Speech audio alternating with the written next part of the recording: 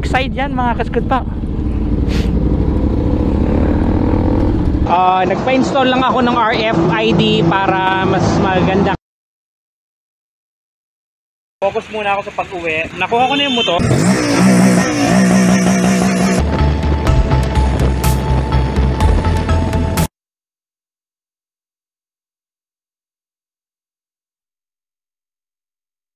Ayan, so nagre-ready na ako para sa DIY. Excited ako para sa DIY session, para sa aking bagong magiging motor. So abangan nyo lang mga kaskud pack. Siguro naman may idea na kayo. Actually maaga pa eh. Okay, kukunin ko siya.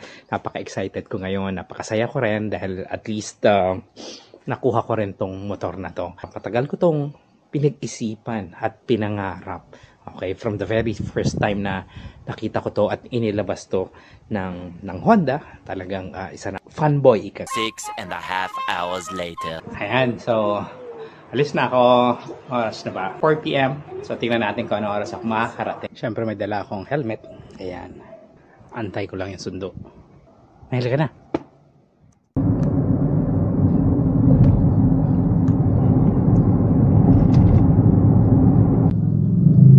So ayan, so update lang, dito pa rin ako somewhere sa biyahe. So sana 8:30, nandun na ako sa location. Okay, ayan, so nandito na ako sa Parañaque. Time check, 8:15, so not bad. Diba, mga 3 hours na biyahe. Okay, kasi pinag-isipan ko, parang hirap magdala ng cash. 1 eternity later. Ayan, so hindi na ako na makapag-vlog kasi, well, gabi na rin. Pangalawa, syempre, objective ko is makauwi na maayos eh. So, focus muna ako sa pag-uwi. Okay mga kaskud pack, so andito ako sa NLEX. Time check, actually 10. Hindi naman traffic kanina, pero syempre, better safe than sorry, diba? So, eto, nagpa-install lang ako ng RFID para mas maganda kasi yung dati nawawala yung card eh, kaya hindi ko na pinilit na yun yung gamitin. So nagpa-install na lang akong bago. So far so good. Natutuwa naman ako kasi very manageable according sa expectation ko kasi kung ano yung ini-expect ko, talagang handling ng motor, yung bigat, taas, lahat pasok. Okay, so tuwan-tuwa ako, masaya ako. So 12 seconds later.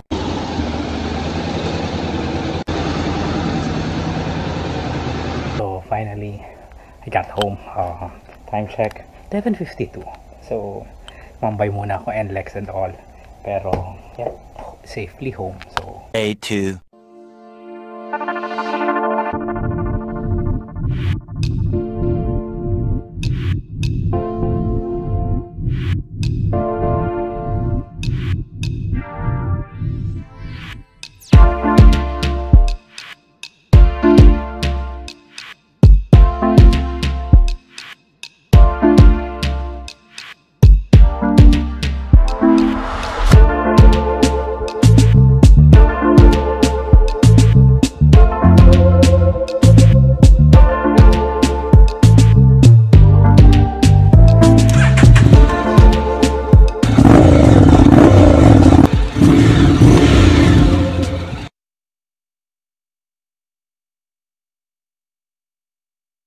tamang sabi ko nga, pasyal lang. Kuha din ako ng shots na ano.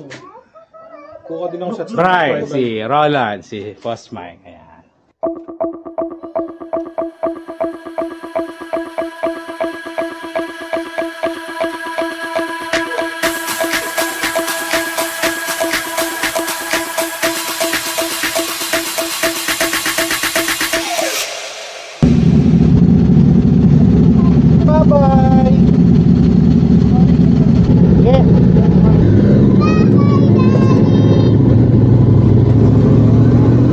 So ayan mga ka-Sud Pack, so 4 of us running together. Okay, so destination namin is adventure. We're trying to go north as far as siguro Baler. Okay, so yan yung nakikita namin destination, pero again, walang kasiguraduhan kasi wala naman talaga sa plano. Tingnan lang namin kasi kami makakarating. Important is we enjoy the ride and of course the camaraderie and the togetherness of the barkada. Okay, so samahan nyo kami mga ka-Sud Pack. Ayan, so gas up lang muna kami. Ayan mga Good Packs. So actually, etong motorsiklong to, kakakuha ko lang kahapon. As in literal kagabi nakauwi ako 12 AM dahil kinuha ko pa to sa Paranaque. So yun yung video yung nakita nyo earlier today. So talagang fresh from fresh from previous owner. Okay, but nonetheless I made sure na okay naman lahat, chinek ko. At the same time, newly PMS kasi to ng Honda. So kaya kampante akong wala sana maging aberya. Okay, so 90%, 95% na kampante ako. Tamang road trip, tamang adventure, no destination kung saan kami abutin mamaya later tonight. So overnight ang target namin, sana nga makarating kami ng Baler or somewhere na maganda yung destination. Pero well, hindi mo nga masasabi yung planning eh. Yung spontaneous lang na decision.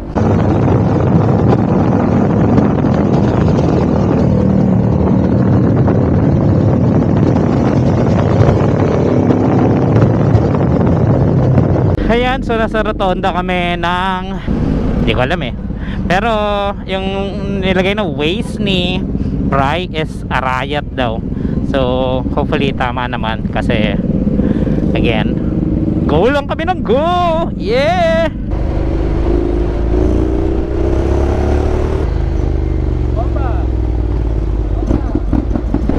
Ayan mga Good Packs. So kanina natawa ako dun sa isang rider, actually tricycle rider siya. So dinaanan ko sinasabihan niya ako ng bomba. So syempre hindi naman to pwedeng ibombahin ng ganon unless naka full stop. Doon mo lang siya mailalagay sa neutral at pwede mong bombahin. Ibang tao na hindi nakakaalam, nakala nyo full manual to. Hindi po, parang automatic lang to ng kotse. Na syempre pag naka gear ka, hindi mo pwedeng bombahin dahil tatakbo yan talaga, diba? So pag naka neutral, pag naka full stop, pwede ka mag neutral, pwede mo bombahin. Alright, so konting kalaman lang mga Good Packs.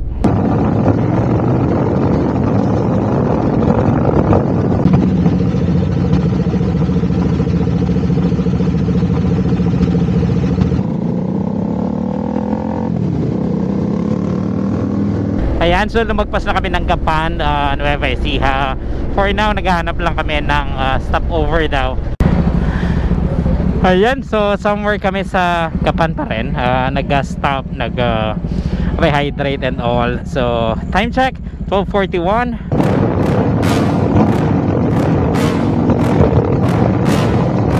Yeah. Please tell me that I can't, that I won't, that I fail, that I'll never make it out, yeah. Please tell me all the bad, never good. Fill my head full of every single doubt, yeah. Please say any negative thoughts, I pump. Sobrang ganda dito mga Good Packs. Ang ganda pala ng kalawakan ng Nueva Ecija. Di ba kanina puro kapatagan, puro rice granary, di ba? Puro rice farm, rice field. Ngayon, parang kabundukan, parang paakyat yata ito ng kabundukan. So, napakaganda. Eternity later. Hello, doggy. Doggy. Uy, napupunta. Uy. Ayan. Stop over muna kami kain. Time check. Anong oras na ba? Siguro alas 3. Ayun pala.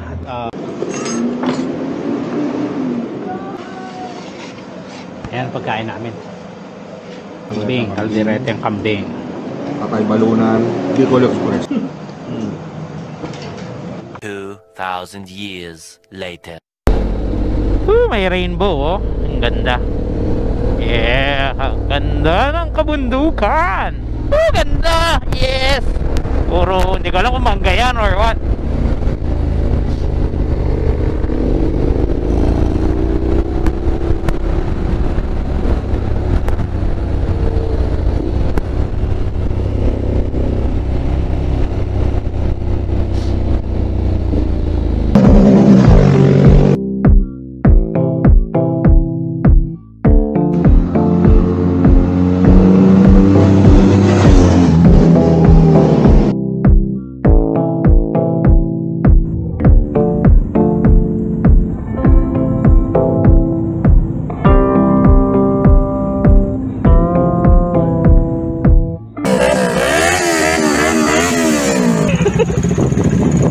rev bomb niya daw.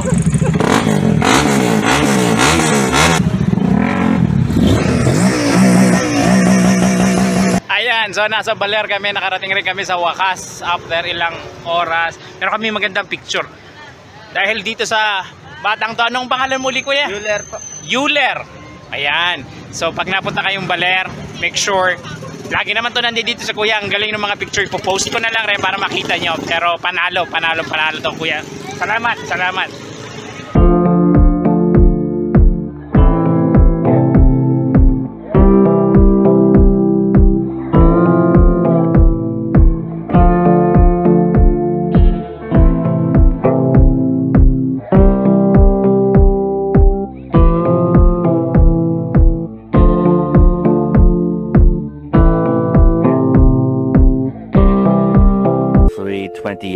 AM.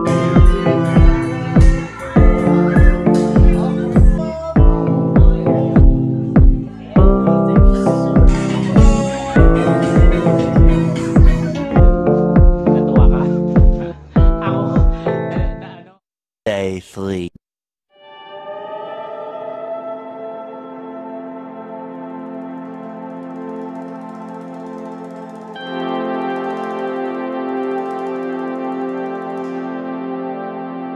Sa papuntang Dipakulaw, ang problema, inulan kami.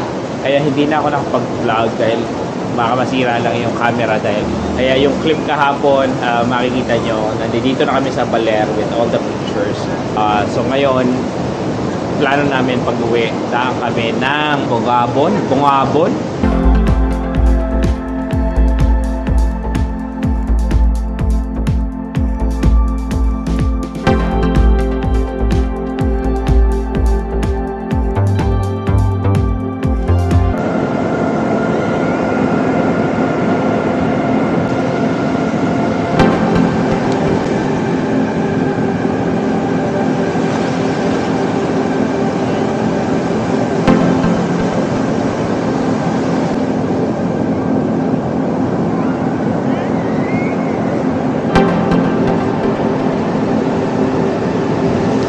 Minutes later.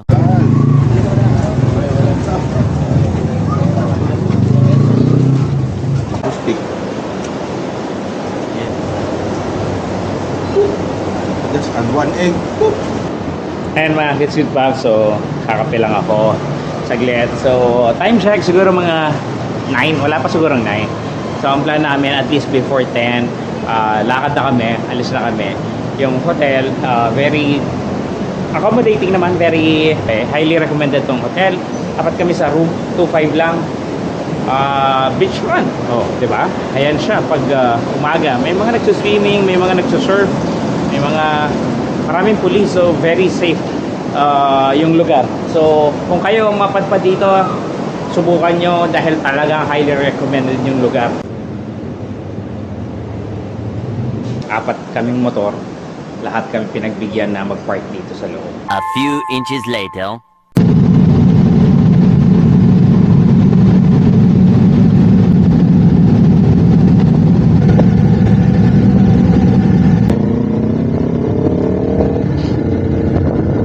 ayan mga kaskutak, so syempre ito, paalis na kami ng Baler. Ayan, kung makikita nyo, yan ang kagandahan ng beach ng Baler. So kung meron kayong mga pagkakataon mga kaskutak, try to visit this. It's very nice and welcoming site. So yan, kita nyo, Pacific side yan mga kaskutak.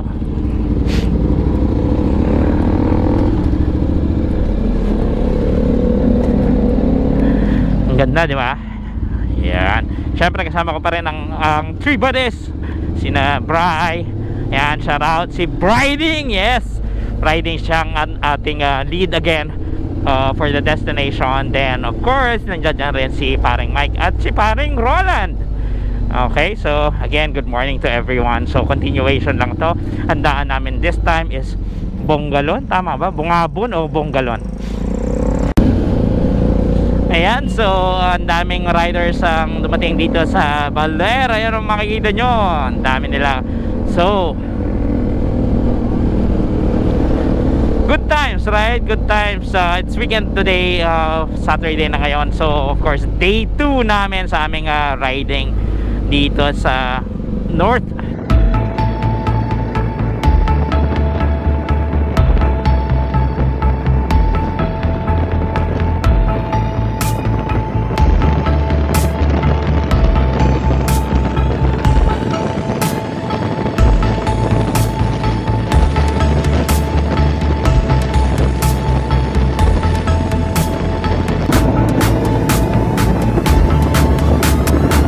Let's all be safe and enjoy our ride, mga kasgoodbak. Okay?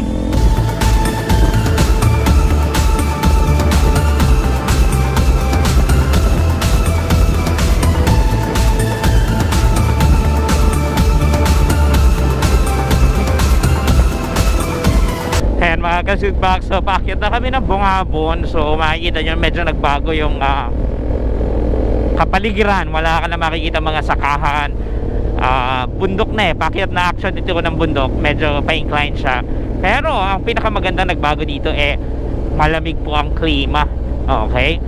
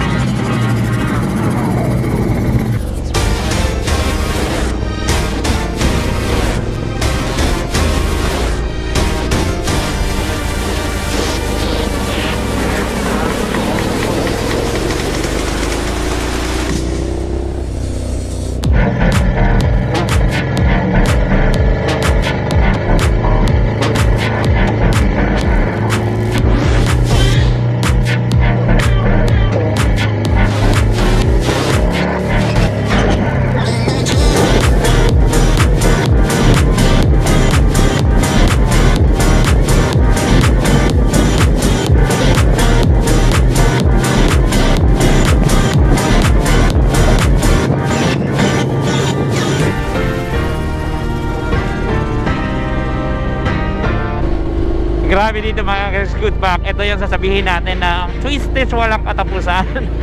Tipong oras or 2 oras ka nagbibiyahe, puro twisties lang, ma-enjoy mo siya. Pero again, dapat maingat ka dahil meron mga area talaga, may mga landslide, may mga gaya nito. So yan yung mga kailangan mong sipin pag nagra-ride dito. Hindi ka dapat basta ma-carried away sa enjoyment ng pagbibiyahe, pero be cautious na nasa bundok tayo at nasa prone sa mga landslide mga kasgoodbak. Okay?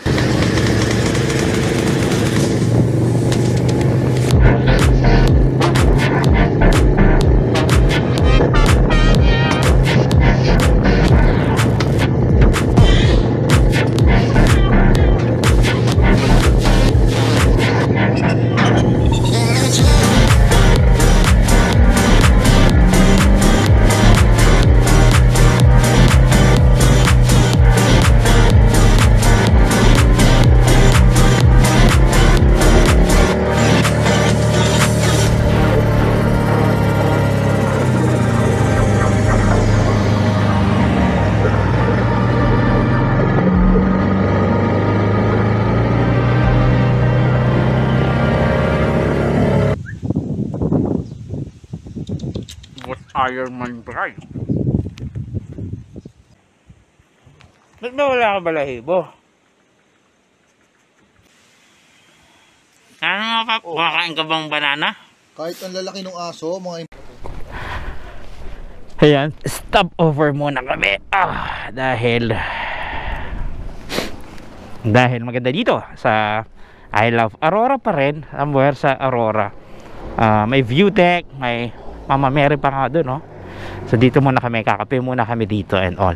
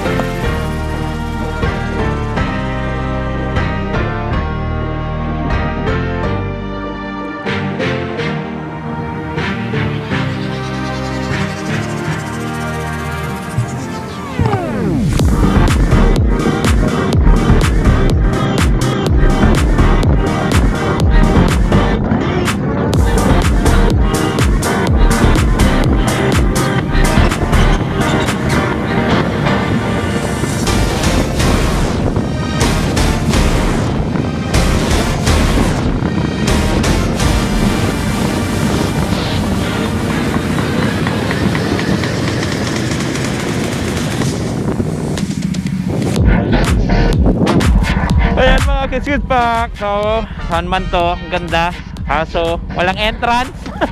May bakod. Ganda oh.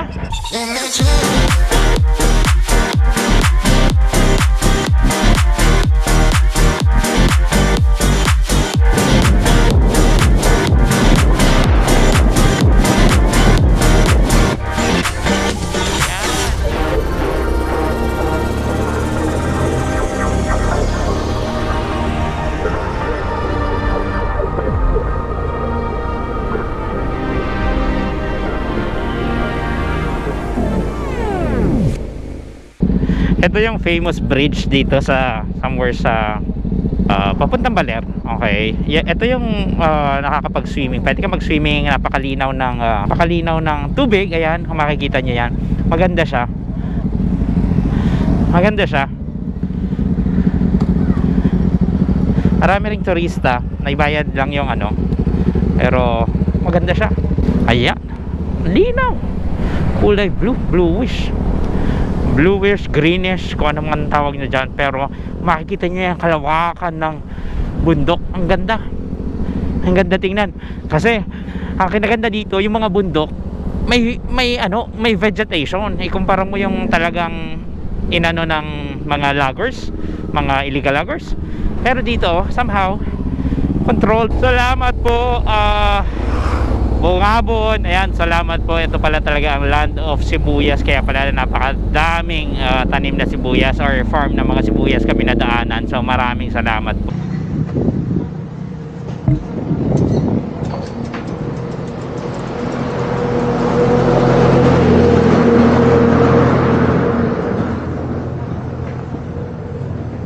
Yan, kain muna kami, lunchtime. Siguro alauna na rin. Para after nito, dire-diretso ko uwi na kami.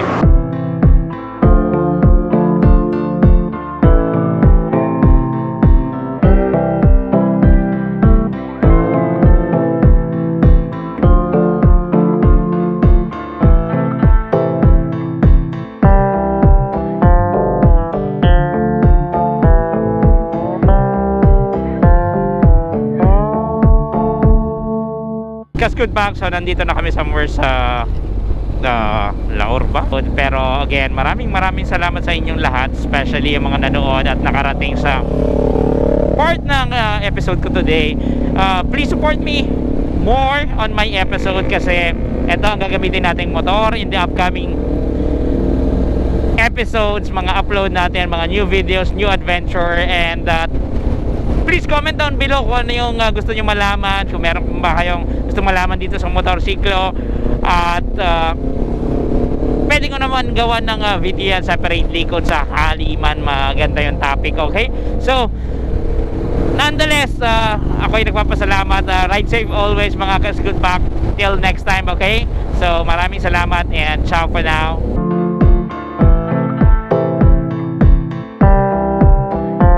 Shout out sa ating vlog Tourage. Syempre nandyan si Brian, nandyan si Roland, at the same time nandyan si Mike.